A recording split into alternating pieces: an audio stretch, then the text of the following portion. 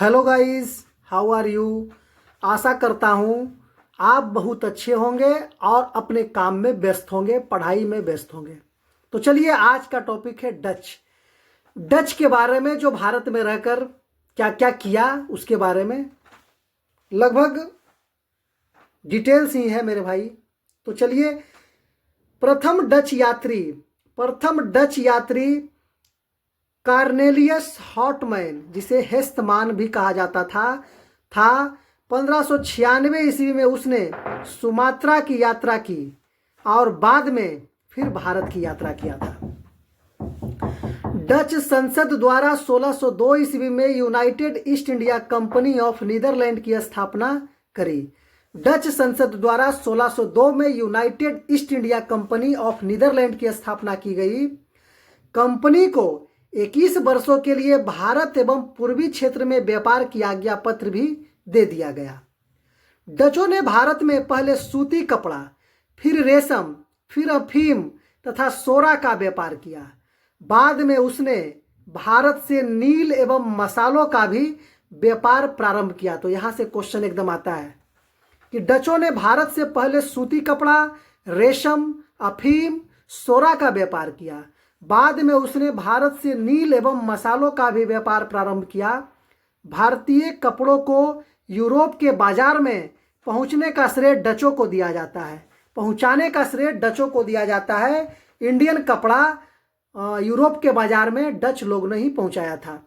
डचों ने अपनी पहली फैक्ट्री मसूलीपट्टनम, जो आंध्र प्रदेश में है, 1605 में स्थापित किया था। 1632 में पटना में डचों ने अपनी फैक्ट्री स्थापित करी थी। 1759 ईस्वी के बेदरा के युद्ध में अंग्रेजों ने डचों को पराजित कर दिया। इस युद्ध के द्वारा भारत में डचों का पतन हो गया था। बेदरा के युद्ध के बाद जो 1759 में हुआ था, अंग्रेज डच को पराजित किया था और डच का यहां से पतन होना शुरू हो गया था।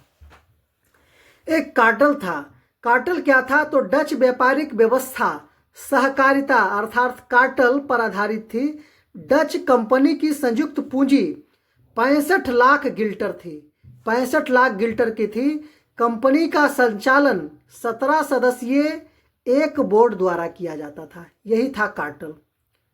गेराल्ड ऑगियर, जिसका कार्यकाल था 1669 से 1677 ईस्वी, सूरत का प्रेसिडेंट एवं बंबई का गवर्नर ने बंबई शहर की स्थापना करी थी।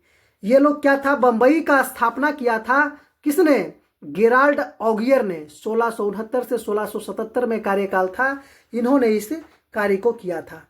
चलिए, किस तरह से आया था इंडियन ओशियन? यहाँ से आया था आपका यूरोपीय, इस तरह से चलकर आया था, यहाँ से आपका होते हुए इंडियन ओशियन के थ्रू भारत में प्रवेश किया था।